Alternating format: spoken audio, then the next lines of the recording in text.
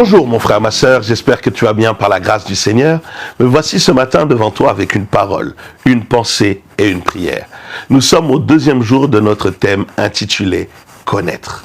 Le but vraiment de cette semaine, c'est que tu puisses acquérir de la connaissance, mais pas acquérir de la connaissance au travers des versets que je vais énumérer ou de la pensée que je vais énumérer cette semaine. Non, que cela te pousse à acquérir de la connaissance, cela veut dire que cela te pousse à avoir une réelle relation avec Dieu. Parce que la connaissance, comme nous l'avons vu au premier jour, elle s'acquiert dans notre relation avec Dieu. Donc tu veux grandir spirituellement, accroche-toi à Dieu, sois avec lui, sois avec l'être le plus spirituel qu'il peut y avoir. Rappelez-vous que Dieu est esprit.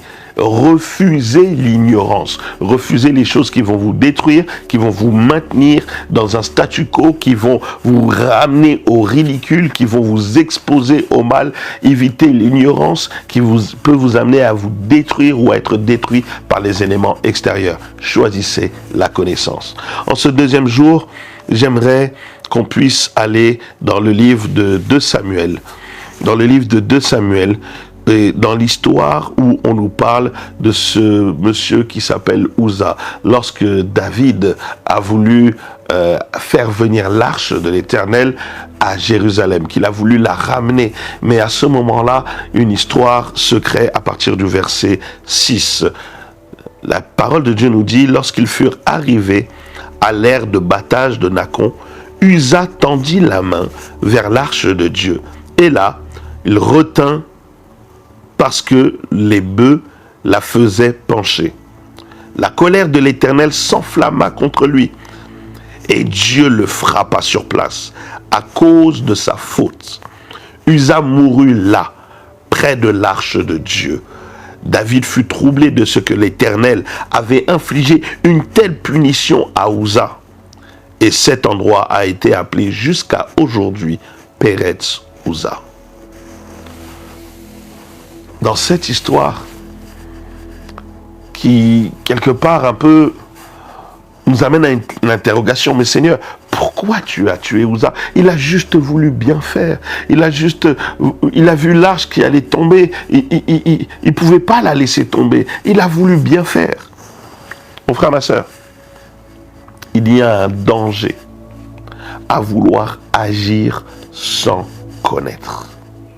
C'est très dangereux de s'engager dans une chose sans en connaître la chose, sans en connaître les conséquences, sans en connaître les contours. C'est dangereux d'agir sans connaître. Et au travers de cette histoire, je tire une phrase, c'est que avoir une bonne intention ne suffit pas pour agir. Ce n'est pas parce que tu as une bonne intention qu'il faut obligatoirement la faire. Réfléchis, pèse-en le pour et le contre, vois les conséquences. Est-ce que c'est le moment de le faire? Est-ce que c'est tout de suite? Est-ce que c'est maintenant? Est-ce que c'est à ce moment-là? Est-ce que c'est à cette personne-là? Est-ce que c'est à toi de le faire? Avoir une bonne intention dans la vie ne suffit pas pour agir. Je peux avoir une bonne intention, mais ce n'est pas le moment de le faire. Je peux avoir une bonne intention, mais ce n'est pas à moi de le faire. David avait une bonne intention de faire entrer l'arche à Jérusalem. C'était une bonne intention. Il n'a pas péché, il a fait quelque chose de bien. Mais Uza avait également la bonne intention de tendre sa main parce que l'arche allait tomber. Qu'est-ce qu'on allait dire? Uza, comment tu as laissé l'arche tomber? Comment tu as pu être indifférent? On peut même se dire, mais ce qui serait logique, c'est que Dieu le frappe parce qu'il a vu l'arche tomber et qu'il n'ait rien fait. Mon frère, ma soeur, une chose que je retiens à travers cette histoire, c'est qu'on ne touche pas Dieu comme cela. L'arche représentait Dieu. L'arche représentait la présence de Dieu. Mais on ne touche pas Dieu sans le connaître. Quand on rentre dans une relation avec Dieu, on doit chercher à le connaître. Quand on veut toucher le cœur de Dieu, c'est qu'on doit d'abord le connaître.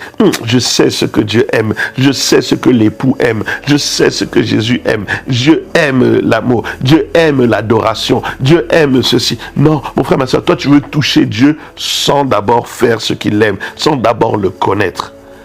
Certains me diront, oui, mais la femme à la perte de sang a touché Jésus directement. Oui, mais d'abord, la parole de Dieu nous dit qu'elle se dit en elle-même. Cela veut dire qu'elle a d'abord réfléchi. Qu'est-ce que Dieu aime? Dieu aime notre foi. Et elle s'est dit, certainement, si je touche le pan de sa robe, je serai guérie. Elle l'a touché, pas avec ses mains, elle l'a touché avec sa foi. Pourquoi? Parce qu'elle connaissait que Dieu, lui, c'est le consommateur de notre foi. Dieu est puissant, mon frère, ma soeur, mais sa puissance n'a pas besoin d'aide. Dieu se suffit à lui-même. Dieu n'a pas besoin de notre aide, mon frère, ma soeur. Quand tu connais Dieu, tu sais que Dieu n'a pas besoin de ton aide. Et c'est pour ça que je m'adresse même à tous ceux peut-être qui servent dans leur église. Dieu n'a pas besoin de notre aide. Dieu a besoin qu'on le sert, mais il n'a pas besoin de notre aide. Ne dis jamais, de toute façon, j'aide à l'église, j'aide la chorale, j'aide. Dès qu'ils n'auront plus besoin de moi, c'est bon. Dès que les choses seront bonnes, je me retirerai. Mon frère, ma soeur, Dieu n'a pas besoin d'aide. Dieu a besoin qu'on le connaisse. Serre-le avec connaissance. Ne le serre pas pour l'aider. Sinon, Uza a voulu aider. Il en a mangé les conséquences, malheureusement.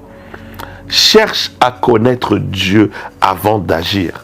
Chercher à connaître Dieu avant d'agir, cela veut dire avoir le bagage nécessaire pour agir, avoir le background nécessaire pour agir, avoir la connaissance nécessaire pour agir. N'agis pas sans connaissance. Ne prends jamais une arme si on t'a jamais appris à l'utiliser. Tu risques, de te tirer dessus et d'être un danger pour même ceux qui sont avec toi. Même ceux qui ne sont pas tes ennemis, tu risques de leur tirer dessus. Pourquoi? Parce que tu ne connais pas. On ne peut pas donner un couteau à un enfant parce qu'il ne connaît pas les dangers du couteau. Avant de faire, tu dois être sûr de ce que tu fais. C'est connaître les conséquences. Pour chercher à connaître Dieu, c'est connaître les conséquences positives et négatives de nos actes. Si je fais ça, est-ce que Dieu va aimer? Si je fais cela, est-ce que Dieu va aimer? Ça, je sais que Dieu n'aime pas. Telle attitude, je sais que Dieu n'aime pas. Telle action, je sais que Dieu n'aime pas. Telle parole, je sais que Dieu n'aime pas. Mais telle chose, mon Dieu aime. C'est-à-dire, c'est être capable de connaître les conséquences de ce que je fais, de ce que je veux. Tu vois, mon frère, ma soeur, tu dois connaître cela. Je ne sais pas comment te dire. Tu ne peux pas vouloir te dire, je vais venir, je vais rentrer dans la chorale, sans même savoir un minimum chanter. C'est pas juste de venir. Est-ce que tu as au moins un petit bagage vocal, au moins un petit bagage technique? Pourquoi? Parce que les conséquences de ta voix, on va les ressentir pendant le culte. Toi, tu as dit, non, laissez-moi chanter. Non, laissez-moi chanter. Non, c'est bon. Laissez-moi, ça fait 2 mois que je suis dans la chorale. Pourquoi on ne me met pas toujours, mon frère, ma soeur? Parce qu'on veut que tu puisses avoir le bagage pour lorsque tu vas monter sur l'estrade, tu puisses chanter. Il y a ceux qui pensent avoir le bagage. Une fois qu'ils montent devant les gens, ils sont traumatisés, ils sont perdus, la voix part. Mon frère, ma soeur, est-ce que tu as le bagage? Il faut avoir un bagage. Il faut connaître Dieu. Il faut emmagasiner de la connaissance. Qui est Dieu? Qu'est-ce qu'il aime? Qu'est-ce qu'il veut? Qu'est-ce qu'il adore? Qu'est-ce qu'il ceci? Comment toucher le cœur de Dieu? Comment connaître le cœur de Dieu? En conclusion, David a été troublé de ce que l'Éternel avait fait à Uza. Mon frère, ma soeur, n'attends pas qu'il y ait une catastrophe ou la mort pour chercher à connaître Dieu.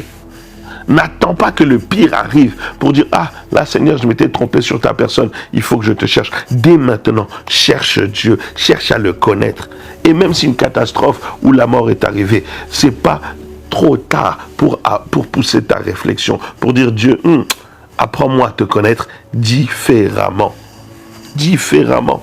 Mon frère, ma soeur, les deuils, quand tu vas à un deuil, ne va pas seulement pleurer, mais prends aussi un temps pour te dire, Seigneur, qu'est-ce que tu veux m'apprendre? Qu'est-ce que je dois savoir sur toi?